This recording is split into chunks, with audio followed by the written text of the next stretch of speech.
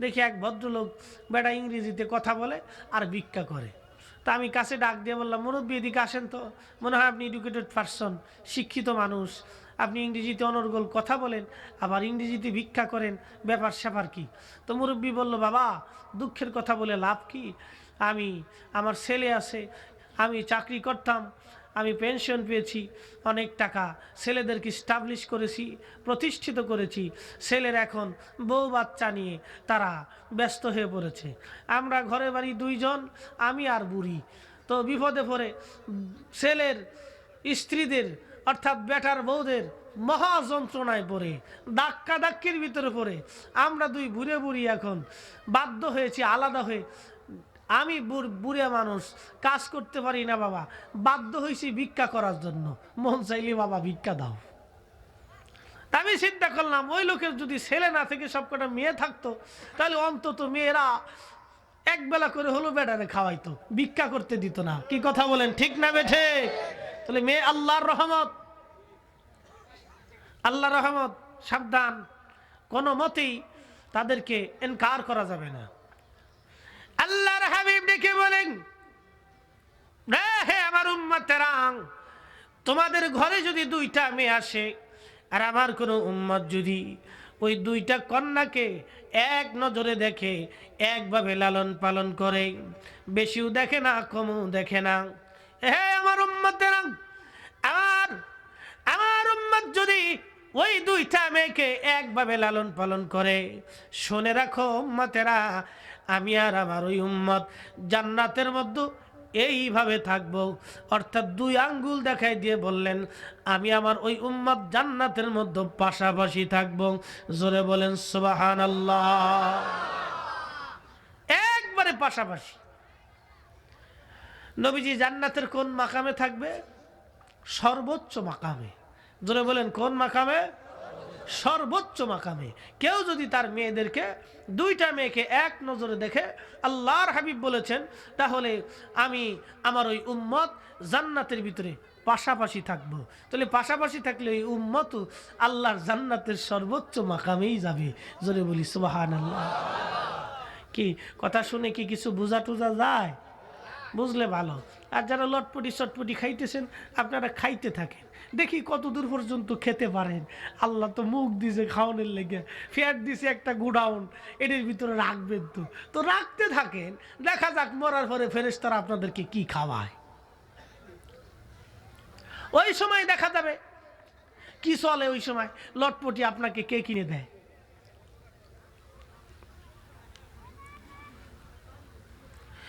বন্ধুগণ আমার,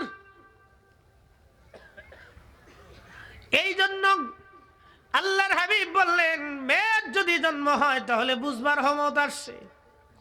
2 নম্বর, যদি ঘরের মধ্যে মেহমান আসে, বুঝবা আল্লাহ রহমত আসছে। মেহমান আসলে অনেকেই বেজার হয়, অভাবের সংসার হলে আরো বেজার হয়। আল্লাহর হাবিব ডেকে বলে, মেহমান আসলে বুঝবা আল্লাহ রহমত আসছে। রসুলে মাকবুল ডেকে বলে, উম্মত, ইসলামের মধ্যে ভালো কাজের ভিতরে উত্তম 2টা কাজ। 1 নম্বরে তুতঈমুত-তাআম, মানুষকে মেহমানদারি করা। 2 নম্বর ওয়া তাকরাউস সালাম আলা মান আরাফতা মান লাম তারিফ, চিনো বা না চিনো সালাম আদান প্রদান করা। ভাইজান সালাম বেশি বেশি করে দিবেন। সালাম দিলে ভাইজান রহমত নাজিল হয়, সালাম দিলে গুনাহ মাফ হয়, সালাম দিলে নেকি হয়। মুসলমান সালাম ভুলে গেছে, মুসলমান সালাম ভুলে গেছে।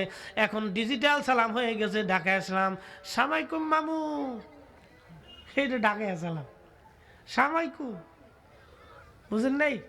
সামাইকুম, সামাইকুম, এটা তরুপুর ঠাডা ভরুক, ওইটা আর চিন্তা করে তরুপুরু ঠাডা ভরুক, দোনোটা ঠাডা মারতেছে। দেশে ঠাডার মাত্রা বেড়ে গেছে। এই বছরে পত্রিকার মধ্যে বললাম, একদিনে 40 জন ঠাডা বুড়ে মরছে। হায় সুবহানাল্লাহ, বাংলার ইতিহাস। আর আমি এক জায়গায় মাহফিলে গেছিলাম, ওই ভাঙ্গার মালিগ্রাম যাওয়ার পরে লোকেরা বললো, হুজুর একটা কাজ করেন। কি কাজ? একটু জিয়ারত করে যান। কোথায়? কবর। তা আমার নিয়ে গেল খবরের পাশে। তো আমি দোয়া করলাম। দোয়া করার পরে লোকেরা জিজ্ঞেস করলাম, বাবাজিরা মানুষটা মরছে কেমনে? শরমের কথা বলা যাবে না। আমি বললাম, মানুষ তো মরবেই, শরম আর লজ্জার কি আছে, বলেন কিভাবে মারা গেল? বলে লোক 4 জন তাল গাছের নিচে বসে বসে তাস খেলতেছিল। 4টা তাল গাছের নিচে বসে বসে তাস খেলে, তো মাঝখানে একবারে ঠাডাটা পড়ছে। 3টে জায়গায় বেরেক হয়েছে, আর একটা হসপিটাল আছে। ঠিক আল্লাহর গজব আছে না? কথা বলেন না কেন? আল্লাহর গজব আছে, অবশ্যই আছে। খুব সাবধান, তাল গাছের নিচে তাস খেলতে বসলে হিসাব কিতাব করে বসে, যদি একটা পরে তাহলে মুশকিল। কি পড়ছে জানিনি, তাল পরে নাই কিন্তু ঠাডা পড়ছে। ঠাডা, ঠাডা বাংলা ভাষায় কয় ঠাডা। একবারে ঠাডা পড়ছে, এর মাঝখানে পড়ছে। এত নজির আল্লাহ দুনিয়াতে দেখানোর পরেও মুসলমানের হুশ হয় না। এত নজির দেখার পরেও মুসলমানের হুশ হয় না। মুসলমান জাতি, এদের হুশ হয় না। দেখেন, ওই বৌদ্ধ জাত বলেন, এই বৌদ্ধরা মিথ্যা কথা বলে না, মানুষ হত্যা করে না, কিন্তু আজকে দেখেন রোহিঙ্গাদেরকে মাইরে শেষ করে দিতেছে। এরাই ফতোয়া দেয় জীব হত্যা মহাপাপ, আবার এরাই মানুষের গোশত কেটে নিজেরা ভক্ষণ করতেছে। বন্ধু, বোঝা গেল মুসলমানের আপন কেউ নাই, এক আল্লাহ ছাড়া। কি কথা বলেন, ঠিক না বেঠিক? প্রিয় হাজিরিন, প্রিয় মুসলিমিন, আজকে সারা পৃথিবীতে মুসলমানের রক্তে রঞ্জিত হচ্ছে সারা পৃথিবী। আজকে দেখেন খ্রিস্টান নিজেরা নিজেদের ভিতরে কোনো গন্ডগোল নাই, বৌদ্ধ জাতি গন্ডগোল নাই, শিখদের কোনো দ্বন্দ্ব নাই, হিন্দুদের কোনো দ্বন্দ্ব নাই, ইহুদিদের নিজেদের মধ্যে কোনো দ্বন্দ্ব নাই। আজকে মুসলমানরা মুসলমান মারামারি করে মরতেছে। আর এই সুযোগে ওই বৌদ্ধ জাতিরা, ওই মায়ানমারের জাতিরা আজকে রোহিঙ্গা মুসলমান, দরিদ্র নিপীড়িত এই মুসলমানদেরকে ওই দেশ থেকে বিতাড়িত করে মুসলমান খালি করার জন্য তারা এক কূট কৌশল করেছে। মুসলমানদেরকে ওই দেশে রাখতে চায় না। আমরা এই মাহফিল থেকে সরকারের উদ্দেশ্য করে বলতে চাই, আপনি জাতিসংঘে ধর্ণা ধরুন, দয়া করে আমাদের দেশ, পাশের দেশের মুসলমান আমাদের ভাইদেরকে বাঁচানোর জন্য আপনি চেষ্টা করুন, না হয় বর্ডার খুলে দেন, আমরা তাদেরকে আশ্রয় দিতে চাই। কথা বলেন, ঠিক না ঠিক?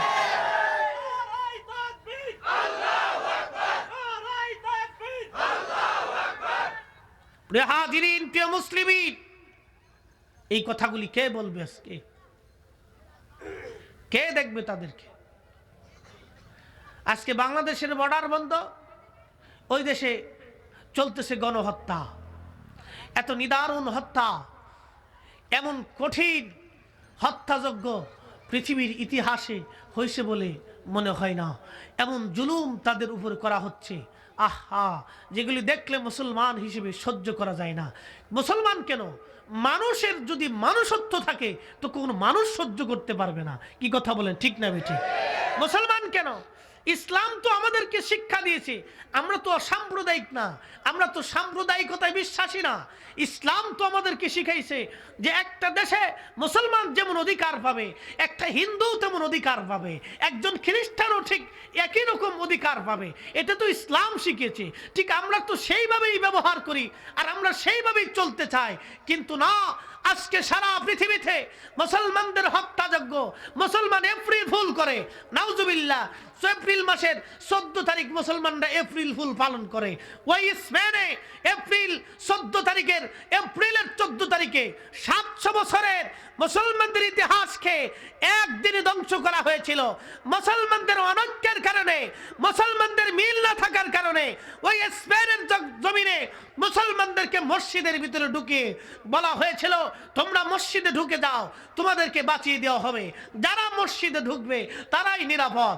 সরল মনা মুসলমানরা মসজিদের ভিতরে ঢুকেছিল, মসজিদের বাহিরে তালা লাগিয়ে মসজিদে আগুন ধরিয়ে মুসলমানদেরকে পুড়িয়ে মারা হয়েছিল। সেই জন্য ইউরোপের স্পেনে আজকে মুসলমানদের চিহ্ন পাওয়া যায় না, মসজিদ হয় না, মাদ্রাসা নাই, এলমে দ্বীনের ব্যবস্থা নাই। অথচ ওই স্পেন একদিন মুসলমানরা শাসন করেছিল। 14 এপ্রিলে মুসলমানরা ওই দিন মুসলমানরা শহীদ হয়েছিল। আর আমাদের দেশের মুসলমানরা এপ্রিল ফুল পালন করে। এই হচ্ছে আমরা মুসলমান, এটা হচ্ছে আমরা মুসলমান, এপ্রিল ফুল পালন করি।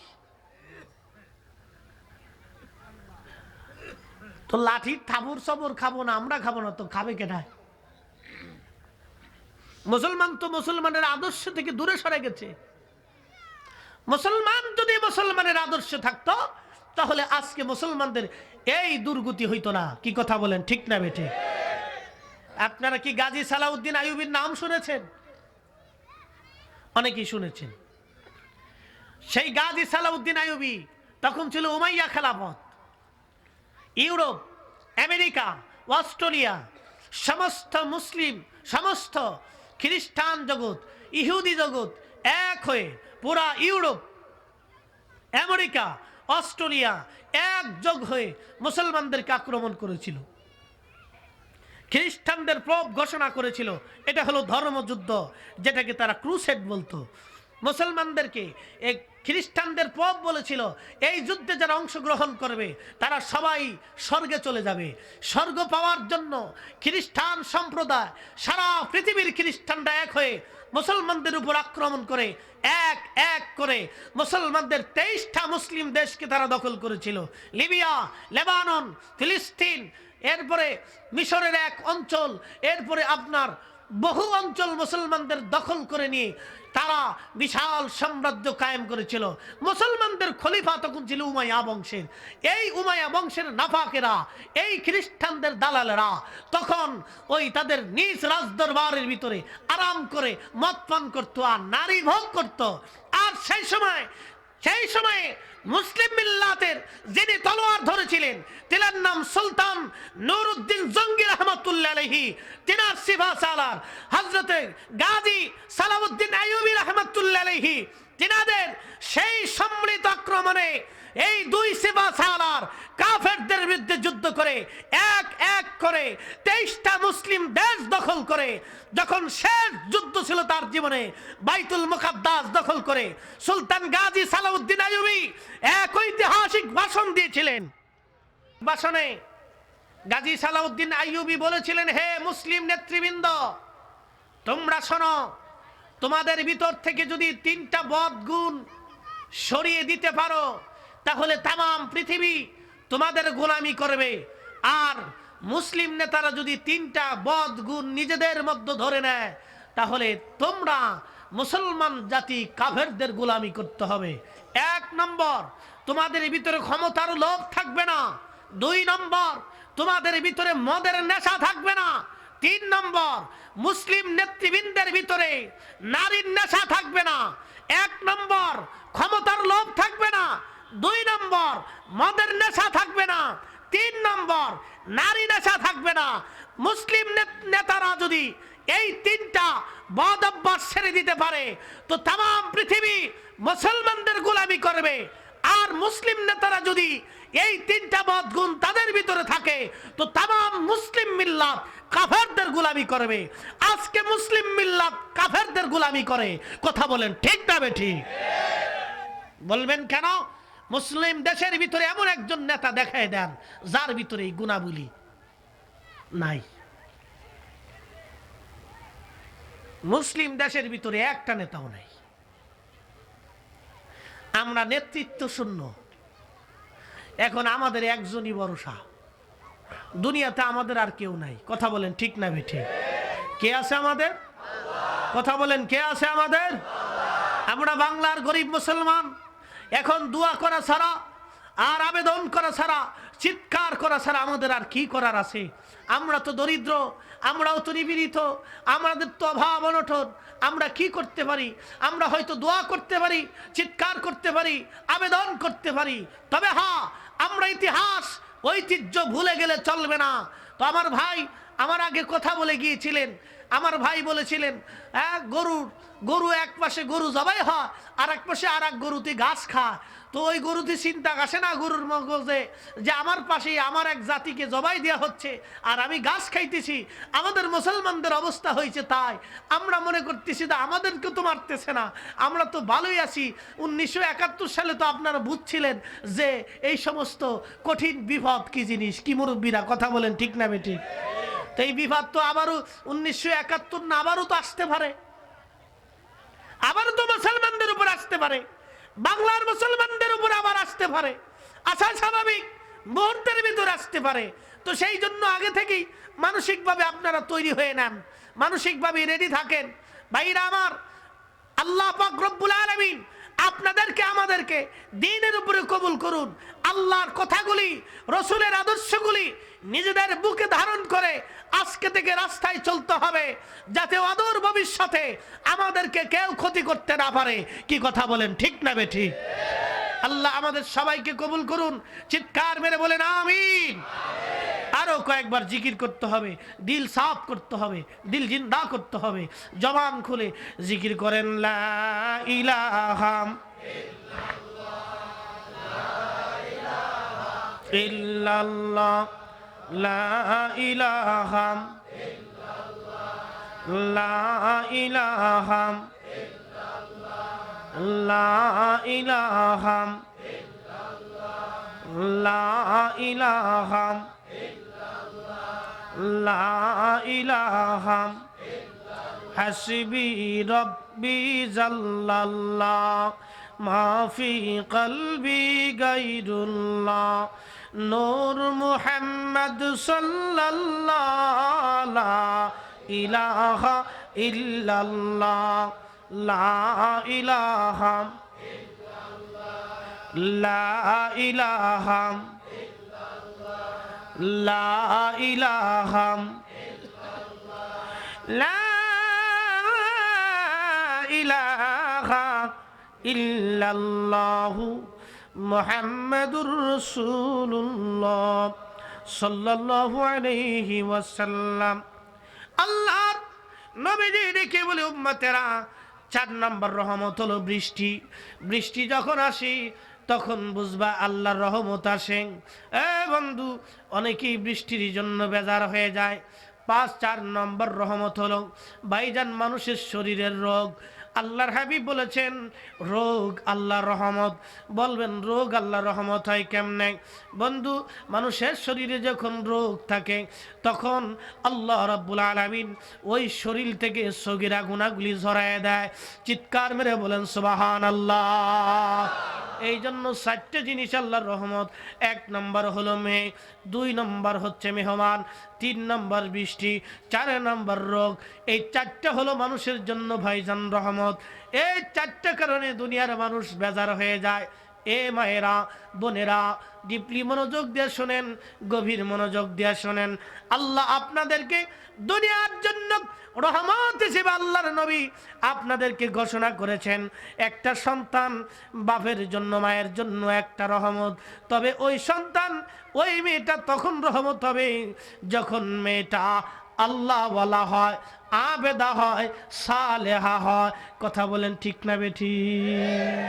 আবেদা সালেহা হয়। আজকে আমাদের দেশের মহিলারা, বন্ধু, পেটের মধ্যে বাচ্চা নিয়ে টেলিভিশন দেখে, স্টার জলসা দেখে, কিরণমালা দেখে, এই সমস্ত চ্যানেলগুলি, এই সমস্ত অনুষ্ঠানগুলি দেখে। অথচ মহিলার উচিত ছিল পেটের মধ্যে বাচ্চা নিয়ে আল্লাহর কোরআন শরীফ তেলাওয়াত করা। ঠিক না বেঠিক? দেখা যায় বাচ্চা হওয়ার পরে ওই বাচ্চা বড় হইয়া কিরণমালার ভক্ত হয়, টেলিভিশনের লেগে পাগল হয়। আর ওই মহিলা যদি কোরআন শরীফ পড়তো, আল্লাহর হাবিবের দুরূদ শরীফ পড়তো, তাহলে ওই বাচ্চাটা নবীর আশিক হয়ে কোরআনের পাগল হয়ে দুনিয়াতে আসতো। কথা বলেন ঠিক না বেঠিক? এই জন্য আমাদের দোষ ভাইজান, আমাদের দোষ, মহিলাদের দোষ দিয়ে কোনো লাভ নাই। আমাদের দোষ ভাইজান। সমাজে যত বিশৃঙ্খলা তৈরি হয় সব আমাদের কারণে হয়। আমরা তৈরি করে নিয়েছি, এই জন্য বিশৃঙ্খলা হয়। মাদানী পরিবেশে নবীজির দেশে সম্পূর্ণ চিত্র ছিল ভিন্ন রকম। আমাদের দেশের চিত্র হয়ে গেছে অন্য রকম। বন্ধু মনোযোগ লাগান, রসুল পাকের জমানায়, সাহাবীদের জমানায় পৃথিবী ছিল এত সুন্দর, মদিনার পরিবেশ ছিল এত সুন্দর। ও ভাইরা আমার, রাত্রিবেলা কোন মহিলা যদি একাকী হেঁটে যাইতো, চিন্তা ছিল না, পেরেশানি ছিল না, ভয় তার ছিল না। কারণ তখন কোন পুরুষ যদি মহিলাদেরকে দেখত, তাহলে ওই মহিলাকে বাড়ি পর্যন্ত পৌঁছায় দিত। মুরব্বী বাবারা, একটা সেন্টিমেন্টের কথা বলি। আজ থেকে 30 বছর আগে যখন এত লাইট ছিল না, বৈদ্যুতিক বাতি ছিল না, যখন আপনারা রাস্তা দিয়ে হেঁটে যাইতেন, এত রাস্তাঘাটও ছিল না, মাঠের মধ্য দিয়ে রওনা হয়েছেন, একা একা মাঠের ভিতরে দিয়ে, রাস্তার ভিতরে দিয়ে যান, ডাকাতের ভয় ছিল না। আপনি যাচ্ছেন মাঠের ভিতরে দিয়া, ঠিক এমন সময় একটা মানুষ যদি আপনার সামনে পড়ছে, তখন আপনি খুশি হয়ে গেছেন, একটা মানুষ পাইছি। কথা ঠিক না? একটা মানুষ যদি হঠাৎ দেখছেন, যদি আপনি খুশি হয়ে গেছেন, একটা মানুষ পাওয়া গেছে। আর এখন যদি মাঠের ভিতর দিয়ে যাওয়ার সময় পিছনতে ডাক দেয়, সলিমুদ্দি দাঁড়া, একা একা মাঠের মধ্যে যাইতে যাইছে, পিছন দেখতে যদি ডাক দেয়, সলিমুদ্দি দাঁড়া, সলিমুদ্দি হার্ট স্ট্রোক করবে। আর যদি মানুষ দেখে, তলি তো আরো কপাল খারাপ, শেষ। তাহলে বোঝা যাচ্ছে, এক সময় মানুষ বাঘ দেখে ভয় পাইতো, এখন মানুষ মানুষ দেখে ভয় পায়। কারণ মানুষ এখন আর মানুষ নাই, মানুষ বাঘের চাইতেও খারাপ হয়ে গেছে। কথা বলেন ঠিক না বেটে? মানুষ মানুষত্ব হারিয়ে ফেলেছে, বাঘের চাইতেও মানুষ খারাপ হয়ে গেছে। যার কারণে মানুষ অন্ধকার রাত্রে মানুষ দেখলে ভয় পায়। আর আগে মানুষ মানুষ দেখলে তাদের সাহস আসতো, মানুষ পাওয়া গেছে। প্রিয় বন্ধুগণ আমার, একটু গভীর মনোযোগ দেয়া শোনেন বাবাজি। আমি যে আলোচনায় যাব ওদিকে যাই। কোরআন শরীফের আয়াত আমি তেলাওয়াত করেছিলাম। মুমিনের পরিচয় সম্পর্কে আল্লাহ বলেন, ইন্নামাল মুমিনুনা আল্লাযীনা ইযা যুকিরাল্লাহু ওয়াজিলাত কুলুবুহুম ওয়া ইযা তুলিয়াত আলাইহিম আয়াতুহু যাদাতুহুম ঈমানা। চিৎকার মেরে বলেন না সুবহানাল্লাহ। আল্লাহ ডেকে বলেন মুমিন তারা,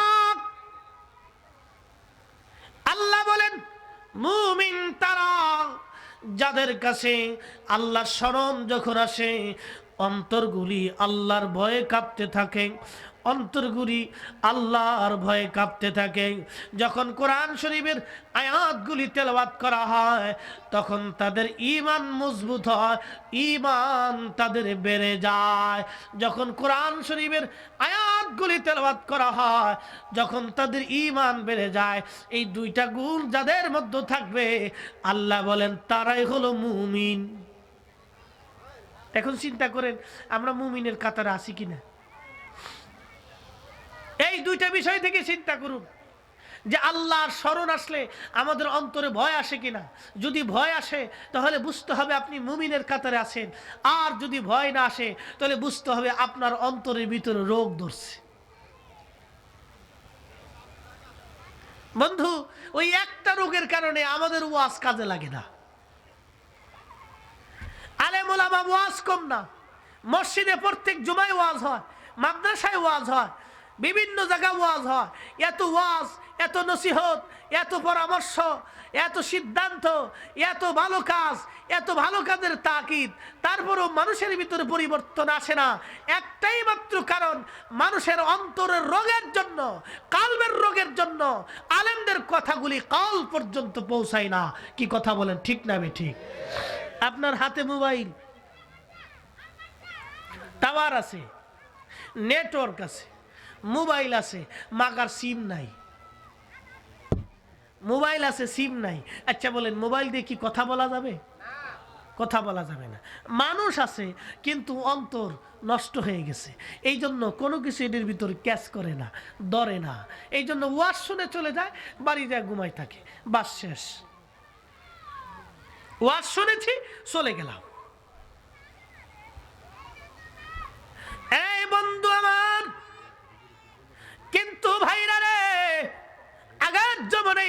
ছিল না, আগের জমানায় এরকম ছিল না, চিত্র ছিল ভিন্ন রকম, সম্পূর্ণই ছিল ভিন্ন রকম।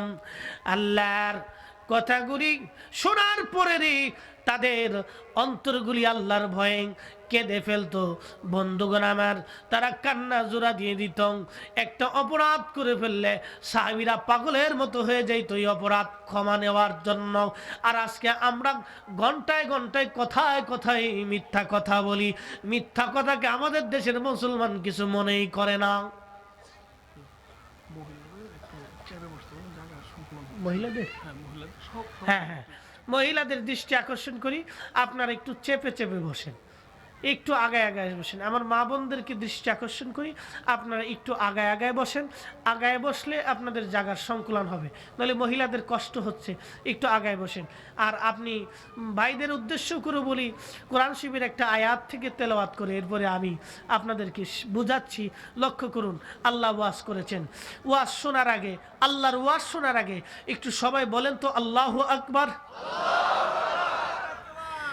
আল্লাহু আকবার ওয়ালিল্লাহিল হামদু। বিসমিল্লাহির রাহমানির রাহিম।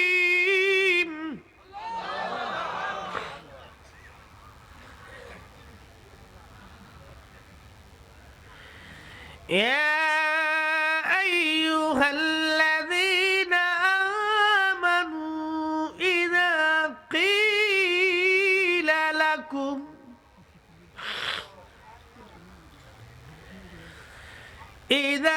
ক্বিলা লাকুম তাফাসসাহু ফিল মাজালিস।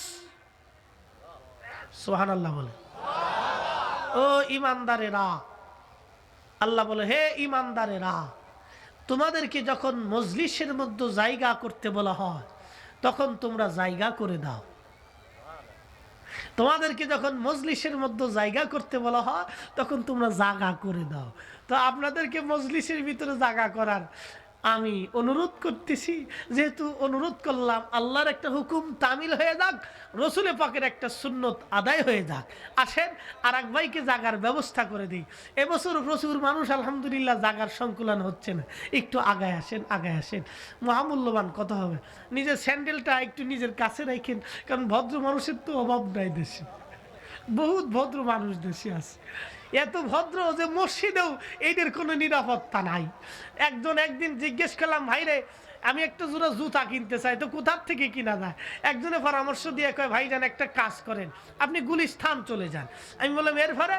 চলে যান সুরাই মার্কেট। আমি কি গুলিস্তান সুরাই মার্কেট কোথায়? যত জুতা আছে ওইখানে আইসে জুতা বিক্রি করে।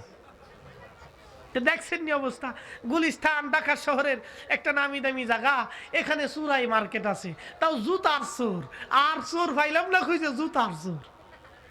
তো এই যে ভদ্রলোক দেশে বহুত আছে, একটু আগায় সাগায় বসেন ইনশাল্লাহ। হ্যাঁ, একটু নড়াচড়া দিয়ে বসেন। এই ফাঁকের জায়গা, ফাঁকা জায়গা। আসেন ভাইজান, ফাঁকা রাখা যাবে না, ফাঁকা রাখলে মুশকিল আছে, ফাঁকা রাখা যাবে না। একটু আগায় আসেন, আগায় আসেন, মহাব্বতের সাথে বসেন, জিকিরের হালতে বসেন। জিকির করেন আল্লাহ আল্লাহ আল্লাহ আল্লাহ আল্লাহ আল্লাহ আল্লাহ আল্লাহ আল্লাহ আল্লাহ আল্লাহ আল্লাহ। হ্যাঁ, ফাঁকা জায়গাগুলি একটু দয়া করে মেহেরবানি করে পুরা দেন। সামনে ডানে কেউ ফাঁকা রাখবেন না। আসেন, লটপটিয়ালারা তাড়াতাড়ি আসেন, আর দেরি করেন না। আল্লাহ আল্লাহ আল্লাহ আল্লাহ আল্লাহ আল্লাহ আল্লাহ আল্লাহ। মাশাআল্লাহ। আল্লাহ আল্লাহ আল্লাহ আল্লাহ আল্লাহ। হ্যাঁ,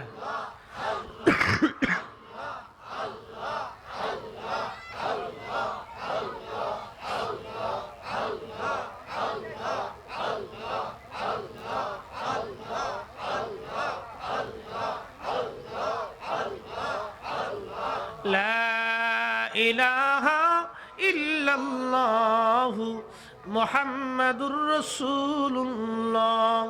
সবাই পড়েন সাল্লাল্লাহু আলাইহি ওয়াসাল্লাম। বন্ধু মনোযোগ লাগান, কেমন করে আল্লাহর বন্ধু সকল, আল্লাহর পেয়ারা বান্দারা আল্লাহকে ভয় করত। মনোযোগ দেন, হজরতে আব্দুল কাদের জিলানী রহমাতুল্লাহ আলাইহি, তিনার আব্বাজানের নাম ছিল হজরতে আবু সালেহ জঙ্গি মুসা রহমাতুল্লাহ আলাইহি। একটা চমকপ্রদ ঘটনা, এই আল্লাহর ওলি গেছেন নদীর ঘাটে গোসল করার জন্য। যাওয়ার পরে আবু সালেহ জঙ্গি মুসা লক্ষ্য করলেন নদীর পানির ভিতর দিয়ে একটা সুন্দর চমৎকার ফল ভেসে যায়।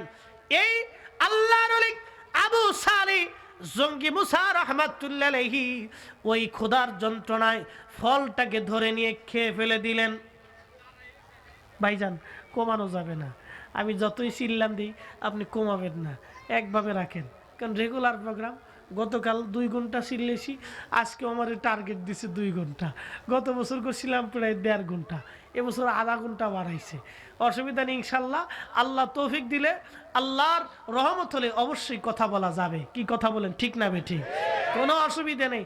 এই বয়সে সারা রাত্র কথা বললে অসুবিধা কি? কিন্তু সমস্যা হলো মুসল্লিদেরকে নিয়ে।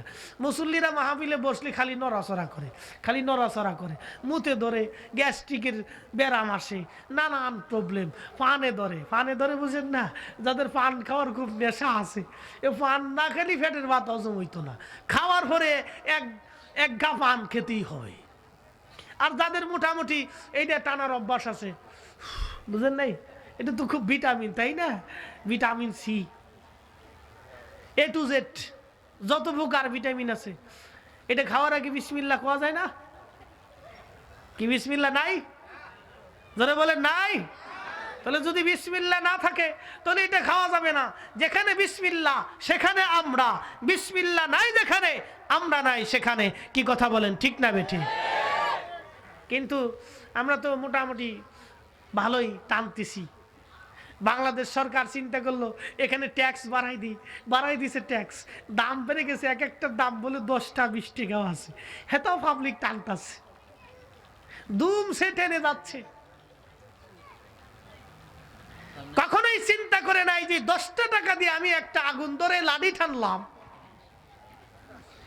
আগুন ধরে যে লাঠিটা টানলাম 10টা ঢেয়া খরচ করে, এই 10টাটাই তো কুত্তায় খাইলো। কথা বলেন না কেন? এই 10 টাকাই তো কুত্তায় নিয়ে গেছে, শেষ। আপনি যদি এই 10 টাকা নষ্ট না করে 10টা টাকা মসজিদের বাক্সের ভিতরে দিতেন, আল্লাহু আকবার, এই 10টা টাকা জান্নাতে যাওয়ার আগ পর্যন্ত আপনার আমার সঙ্গী হয়ে থাকতো। কি কথা বলেন, ঠিক না বেঠিক? এই 10টা টাকা, এই 20টা টাকা জান্নাতে যাওয়ার আগ পর্যন্ত আপনার আমার সঙ্গী হয়ে থাকতো। আর এই 10টা টাকা একটা লাঠি টান দিয়ে আগুন ধরে টানতাছি, ধুম সেটাই নেটুনে মাছ ফেলাই দিলাম, কুত্তায় লয়ে গেছে গাদা।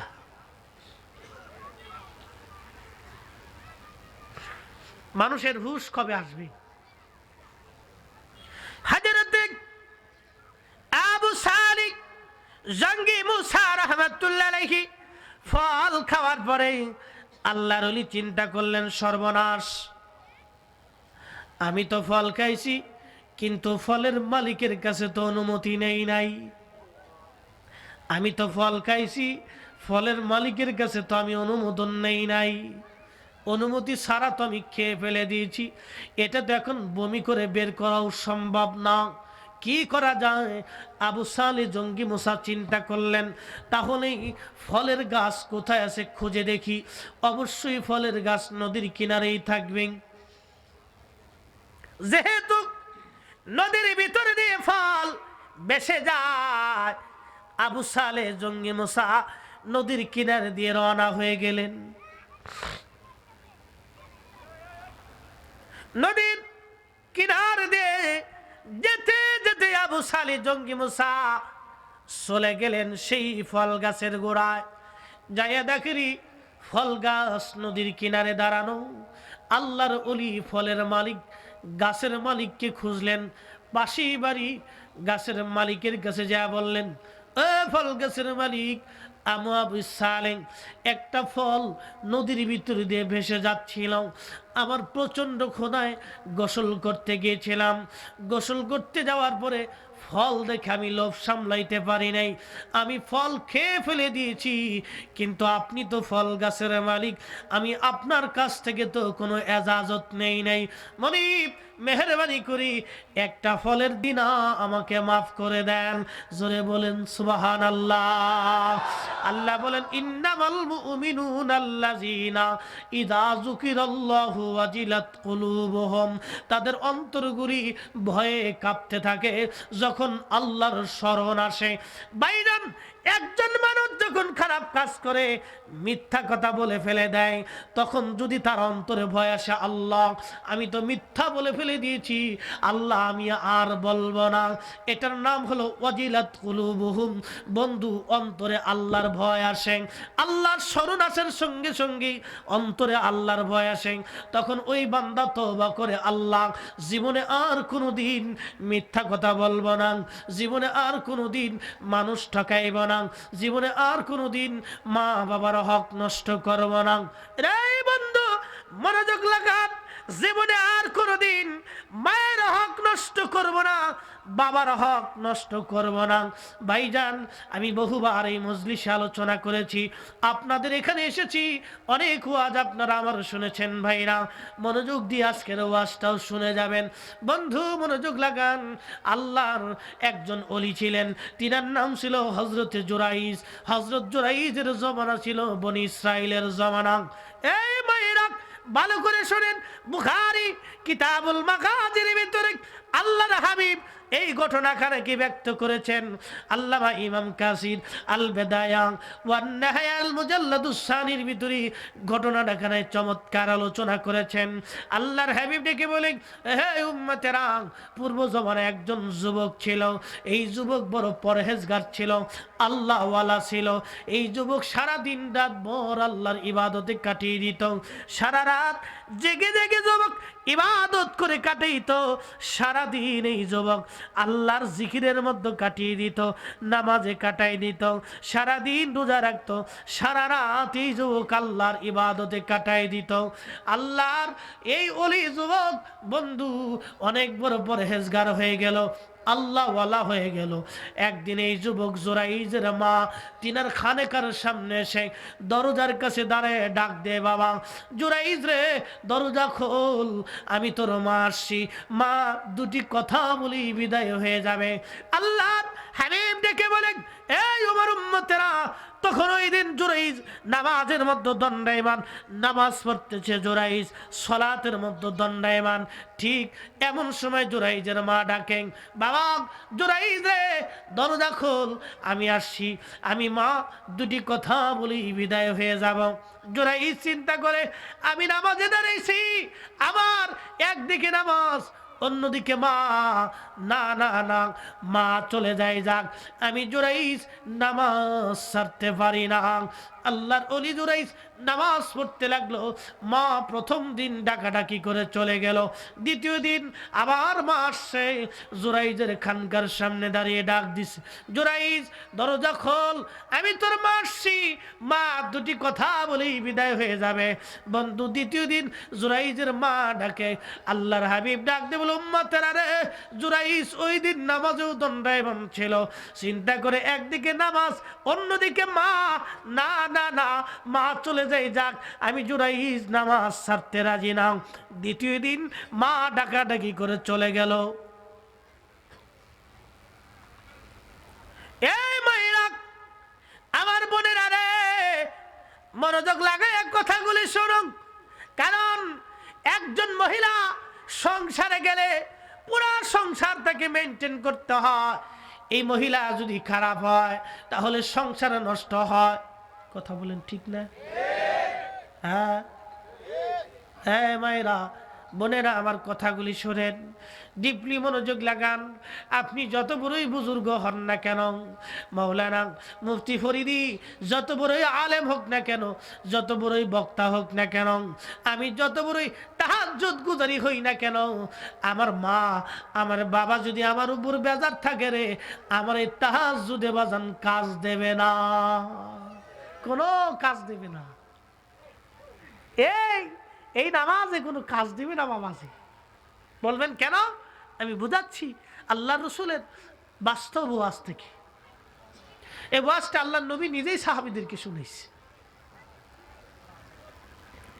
আল্লাহর হাবিব ডেকে বলে, রে হে আমার উম্মতেরা, তৃতীয় দিন জুরাইজের মা আবার সেখানকার সামনে দাঁড়িয়ে ডাক দিছে, জুরাইজ রে, আমি তোর মা আসি, মা দুটি কথা বলি বিদায় হয়ে যাব রে জুরাইজ, দরজা খোল, আজকে 3 দিন হলো তোকে ডাকি, তুই কেন আমার ডাকে সাড়া দিস না রে বাবা।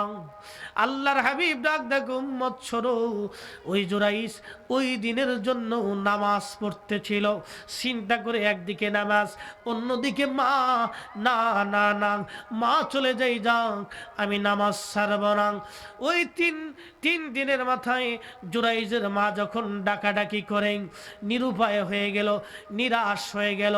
যুবক ভাইরা রে, শুনে রাখেন বাবাজি, জুরাইজের মা ওই খানকার সামনে দাঁড়াইয়া আল্লাহর দরবারে হাত তুলে ফেলেছেন, আল্লাহ আমার জুরাইজ তুমি আল্লাহর দপ্তরে যত বড়ই বুজুর্গ হোক না কেন, তুমি আল্লাহর যত পেয়ারা বন্ধু হোক না কেন আল্লাহ, আমি তার মা 3 দিন ধরে ডাকছি গো আল্লাহ, আমার জুরাইজ আমার ডাকে সাড়া দেয় নাই।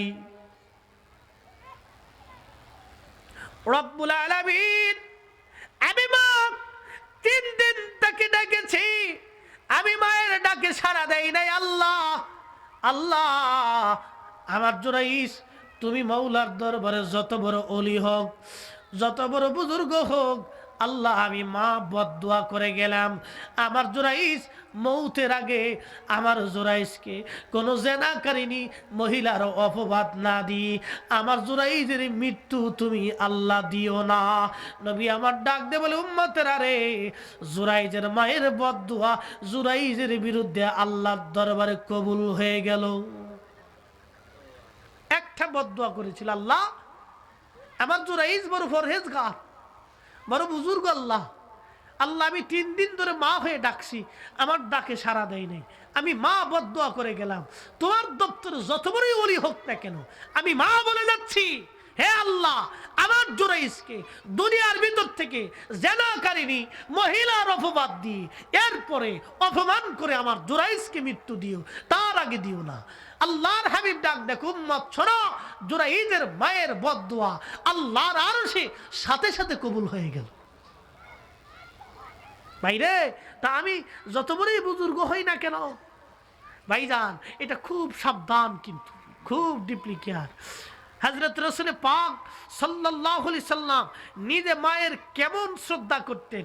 একদিন আল্লাহর হাবিব এক মজলিসে বসে আছেন, আল্লাহর হাবিব বসে আছেন, এক মহিলা আসতেছে, রাসূল পাক উঠে দাঁড়িয়ে গেলেন, নিজের গায়ের চাদর আল্লাহর নবী বিছাই দিলেন।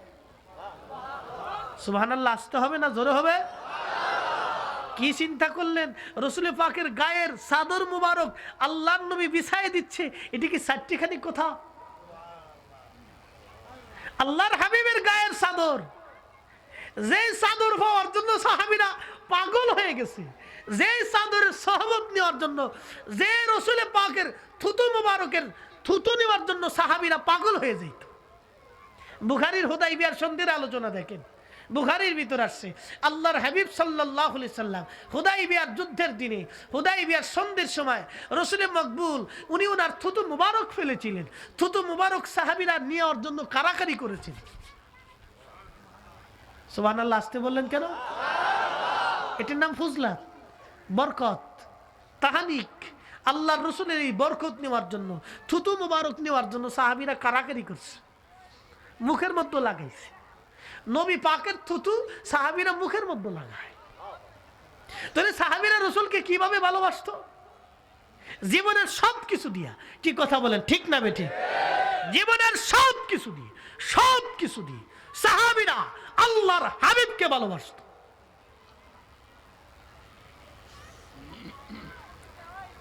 ইমাম মালিক রাব্বানির নাম শুনেছেন আপনারা, মক্কার ইমাম, দুঃখিত মদিনার ইমাম, ইমাম মালিক রাব্বানি। উনি এত বড় আশিক ছিলেন রসুলের। মদিনাতে কোনোদিন প্রস্রাব পায়খানা করেন নাই, মদিনাতে কোনোদিন থুতু পর্যন্ত ফেলেন নাই, জুতা কোনোদিন পাই দেন নাই। জিজ্ঞেস করা হলো, হে ইমাম মালিক রাব্বানি, আপনি জুতাও পাই দেন না, থুতুও ফেলেন না, প্রস্রাব পায়খানাও মদিনাতে করেন না, কারণ কি? ইমাম মালিক রাব্বানি ডেকে বলেছিল, হে আমার সাথীরা, হে মুসলমানেরা শুনুন, যেই পবিত্র মাটির সাথে আল্লাহর রসুলের দেহ মুবারক মিশে আছে, আমি ইমাম মালিক রাব্বানি ওই মাটির মধ্যে পায়খানা করতে পারি না, আমি ওই মাটির মধ্যে থুতু ফেলতে পারি না, ওই মাটিতে জুতা পাই দিয়ে হাঁটতে পারি না। চিৎকার মেরে বলা যাবে নাকি আল্লাহু আকবার? এই মাসলার কি কোনো দলিল হবে বাবাজি? এর বিরুদ্ধে কি কোনো ফতোয়া হবে? কোনো ফতোয়া নেই। পুরুষ মানুষের কবর হয় কোন পর্যন্ত? বক্ষ পর্যন্ত, সিনা পর্যন্ত। মহিলাদের কবর হাড়ের নিচু পর্যন্ত। তো পুরুষ মানুষের কবর হয় সিনা পর্যন্ত। ইমাম মালিক রাব্বানি বলেছিলেন, হে মদিনার মানুষ, আমাকে যখন কবর খুঁজবা তখন আমার কবরটা মাথা বরাবর খুঁজবা। দুনিয়ার সবার কবর হলো বুক পর্যন্ত, ইমাম মালিক রাব্বানির কবর হলো মাথা বরাবর পর্যন্ত। হযরত ইমাম মালিক রাব্বানিকে জিজ্ঞেস করা হয়, হে ইমাম মালিক রাব্বানি, সবার কবর বক্ষ বরাবর হলো, আপনার কবর মাথা বরাবর কেন হবে? ইমাম মালিক রাব্বানি ডেকে বলেন, দুনিয়ার মানুষে, আমি জান্নাতুল বাকির মধ্যে ঘুমাইতে চাই। জান্নাতুল বাকির পাশে যিনি ঘুমিয়ে আছেন তিনি রাহমাতুল লিল আলামিন, আল্লাহর হাবিব ঘুমিয়ে আছে। রে দুনিয়ার মানুষ শোনো, আল্লাহর হাবিবের রওজা মুবারক বক্ষ মুবারক পর্যন্ত। আমার কবর যদি বক্ষ মুবারক হয় তাহলে রসুল পাকের রওজা মুবারক বরাবর হয়ে যায়। না না না, আমার কবর মাথা বরাবর খুঁজবা, এই জন্য আমি আমার নবীর নিচে থাকতে চাই, কদমের নিচে থাকতে চাই, আমি রসুলের বরাবর থাকতে চাই না। জোরে বলেন সুবহানাল্লাহ। এই প্রেমের কোনো মাসলা হয় না।